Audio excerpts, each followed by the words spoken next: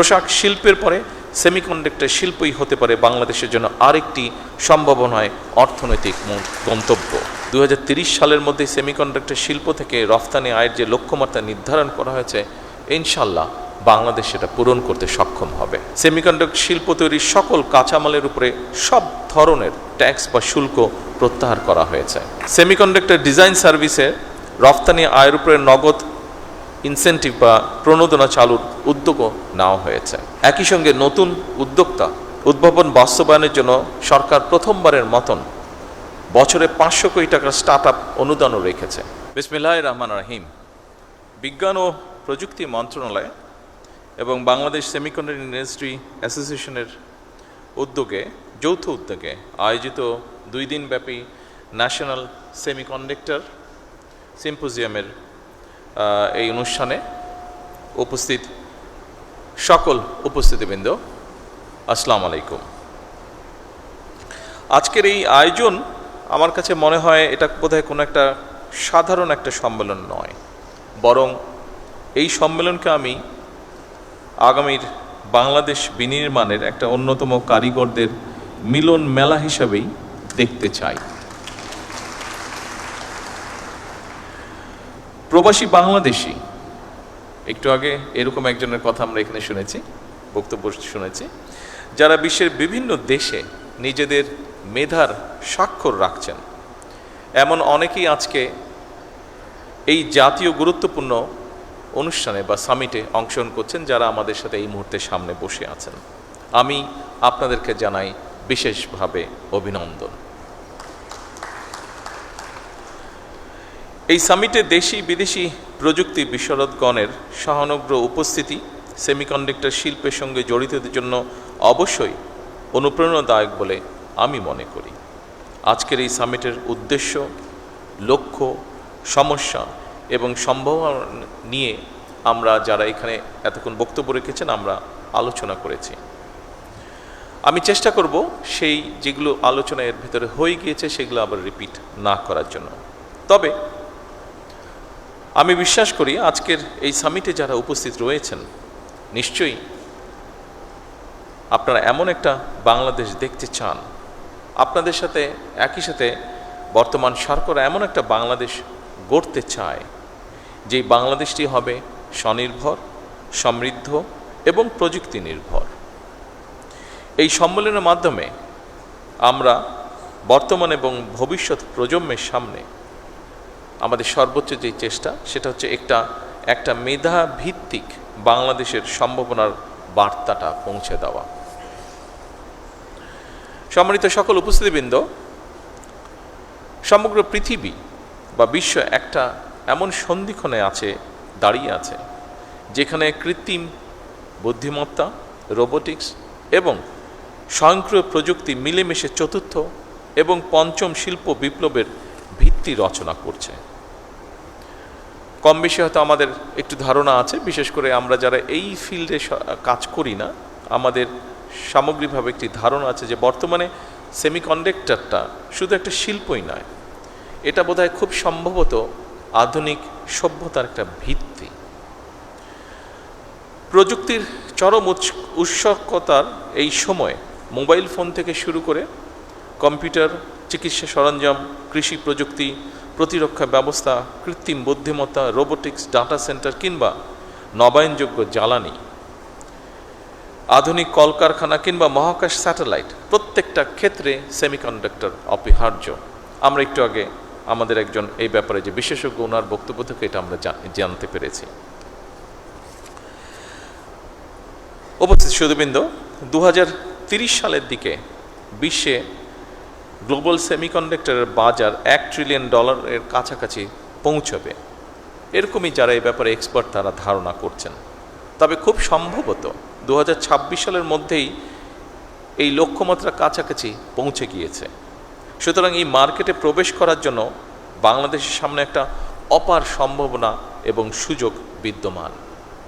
আমি দৃঢ়ভাবে আশা করি 2030 সালের মধ্যে সেমিকন্ডাক্টর শিল্প থেকে রফতানি আয়ের যে লক্ষ্যমাত্রা নির্ধারণ করা হয়েছে, ইনশাল্লাহ বাংলাদেশ সেটা পূরণ করতে সক্ষম হবে। সম্মানিত উপস্থিতিবৃন্দ, এর আগে যারা বক্তব্য রেখেছেন তাদের কারো কারো বক্তব্য থেকে আমরা জানতে পেরেছি বাংলাদেশের ৩,০০০-এরও বেশি সেমিকন্ডাক্টর পেশাজীবী বর্তমানে আমেরিকা, মালয়েশিয়া, দক্ষিণ কোরিয়া, জাপান, সিঙ্গাপুর এবং ইউরোপ সহ বিশ্বের বিভিন্ন দেশের বিভিন্ন বড় বড় প্রযুক্তি কোম্পানি, গবেষণা প্রতিষ্ঠান, বিশ্ববিদ্যালয় তারা তাদের যোগ্যতার প্রমাণ রেখে চলেছেন। ইঞ্জিনিয়ার, আর্কিটেক্ট, গবেষক, ম্যানেজার, উদ্যোক্তা হিসাবে অবদানও তারা রাখছেন। প্রবাসে বিশ্ব স্বীকৃত এই সব মেধাবীদেরকে বাংলাদেশের সমৃদ্ধির পথে আরও গভীরভাবে যুক্ত করার ব্যাপারে সরকারি বেসরকারি পর্যায় থেকে উদ্যোগ নেওয়া অত্যন্ত জরুরি। উপস্থিতিবৃন্দ, বাংলাদেশে ইতিমধ্যেই semiconductor design, verification, training, embedded system, power electronics এবং অ্যাডভান্স প্যাকেজিং এইসব ক্ষেত্রে কাজ শুরু হয়েছে। দেশের বেশ কিছু প্রতিষ্ঠান ইতিমধ্যে আন্তর্জাতিক বাজারেও প্রবেশ করেছেন। সেমিকন্ডাক্টর খাতকে সরকার একটি জাতীয় অগ্রাধিকার ভিত্তিক খাত হিসাবে আমরা বিবেচনা করছি বর্তমান সরকার। তবে এই খাতের উন্নয়নে খুব সম্ভবত একক কোনো মন্ত্রণালয় বা প্রতিষ্ঠানের কাজ নয়, এটা একটা সম্মিলিত জাতীয় মিশন। এই মিশনের দায়িত্ব শুধু সরকারের নয়, একই সাথে আমি মনে করি বিশ্ববিদ্যালয়, গবেষণা প্রতিষ্ঠান, শিল্প খাত, উদ্যোক্তা এবং প্রবাসী বিশেষজ্ঞ সবার আমাদের এই দায়িত্ব।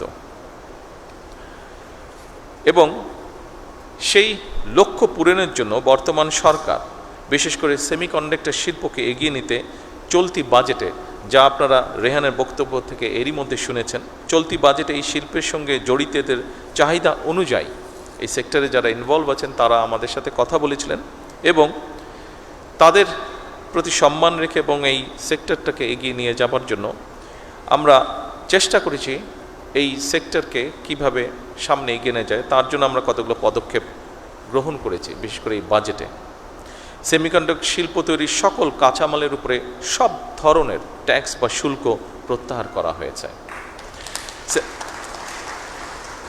সেমিকন্ডাক্টর ডিজাইন সার্ভিসে রফতানি আয়ের উপরে নগদ ইনসেন্টিভ বা প্রণোদনা চালুর উদ্যোগও নেওয়া হয়েছে। একই সঙ্গে নতুন উদ্যোক্তা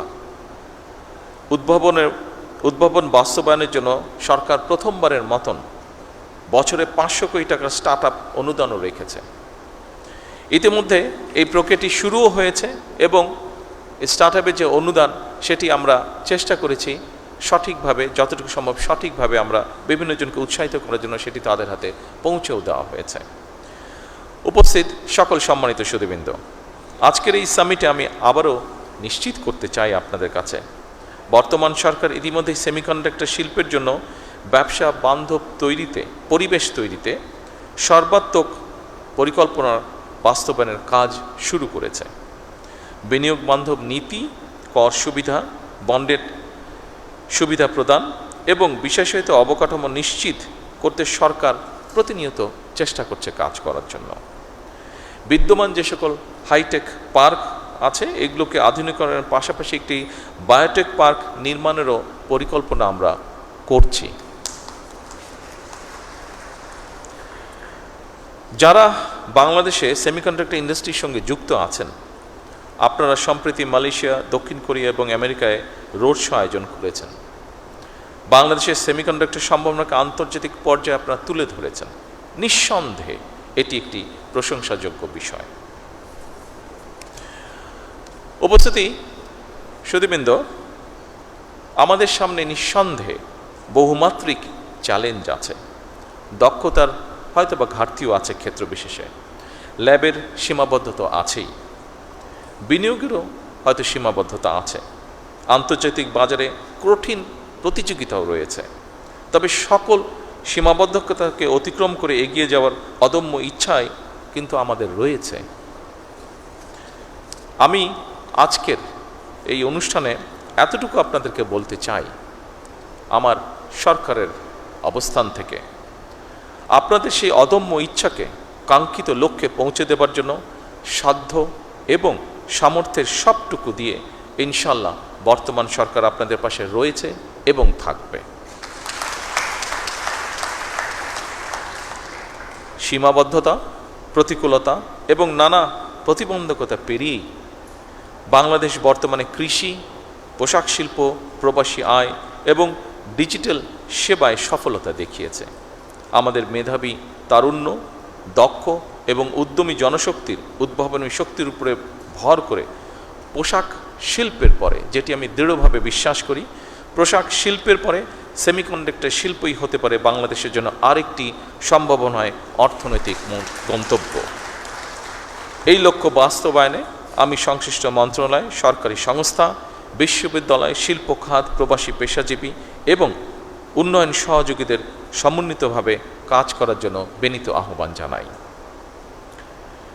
উপস্থিতিবৃন্দ, এই 2 দিনের সামিট থেকে নতুন নতুন অংশীদারিত্ব, গবেষণা উদ্যোগ, বিনিয়োগের সুযোগ এবং উদ্ভাবনী চিন্তার জন্ম হবে ইনশাল্লাহ, যা বাংলাদেশের প্রযুক্তি খাতকে আরও এক ধাপ এগিয়ে নিয়ে যাবে। সবশেষে আমি এই সামিটের শুভ উদ্বোধন ঘোষণা করছি। আল্লাহ হাফেজ।